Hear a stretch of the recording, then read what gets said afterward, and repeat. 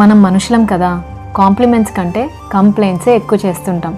Job ఉంటే చాలా work ఎక్కువ ఉంది, స్ట్రెస్ ఎక్కువ అని ఫీల్ అవుతాం. కానీ ఈ రోజుల్లో ఒక జాబ్ కోసం ఎంతమంది వెయిట్ చేస్తున్నారో మర్చిపోతాం.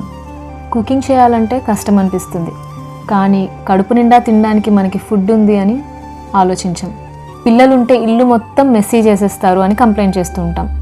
కానీ అమ్మా నాన్న అనే పిలుపు కోసం ఎంతమంది ఎదురు చూస్తున్నారో ఆలోచించాం. పెద్ద హౌస్ ఉంటే మెయింటైన్ చేయడం కష్టం అంటాం, చిన్న హౌస్ ఉంటే ఇరుగ్గా ఉంది అంటాం.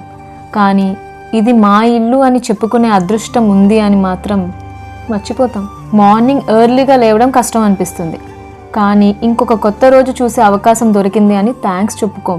లైఫ్లో మనం కంప్లైంట్ చేసే ప్రతి ఒక్క విషయం లైఫ్లో ఎవరో ఒకరికి ఒక డ్రీమ్.